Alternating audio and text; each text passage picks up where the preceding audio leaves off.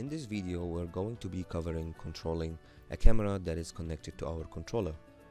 And as you can see from the home page, we have a button here that can take you to the camera page. And if you press here, you can see from the button here, it is linked to camera.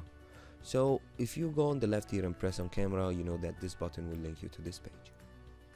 The next thing I want to also highlight that whenever you are using a PTZ camera in your meeting room or for your conferencing system, usually you control the pan, zoom and tilt by your remote control. How you control it through your remote control, usually you will press at a button and the camera will start moving or zooming in until you release it. And when you do the releasing action, the camera either stops zooming in or out or stop turning left or right or up and down. And to duplicate this same action or functionality on our control system, we have different modes for the buttons. So whenever you press on the button, you can go and change the mode for the button. For today's application, we are going to use the press and release mode, which is basically duplicating exactly what you do on the remote control. And so for this case, you can add two different sets of commands for the press and release. And to demonstrate that, I can go here for the devices connected and go to the cam. And again, for this camera we are using hexa, and then double click here, and then I can actually specify the command for going left. Again, this command will be available on the user manual for this camera or any documentation that the manufacturer for this camera will provide to you. Now I added here the command that will turn the camera to the left. I need to add the command which will stop turning the camera to the left, and this also will be specified as the stop command. And you can see here, I'll just add it. Again, this information is coming from the documentation provided by the manufacturer, and each and every camera will have a different sets of commands to control this functionality. So after adding those two different sets of command, now as soon as I press on the button, it will start executing the turning left command. As soon as I release the button, it will send the stop command.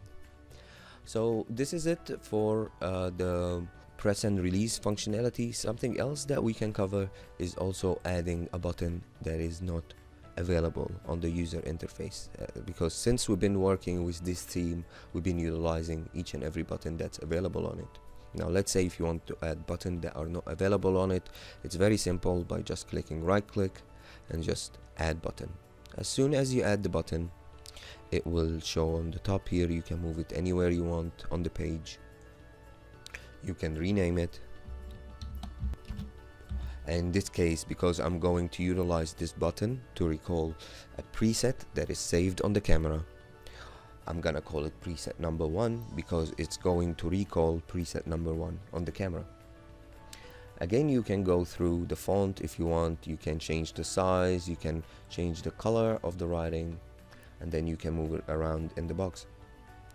You can also change the style of the button. So for example, you can choose it as a color, and you can choose a color for pressed and a color for released, or you can use an image, and in this case you can actually add any image in PNG file from your graphic library.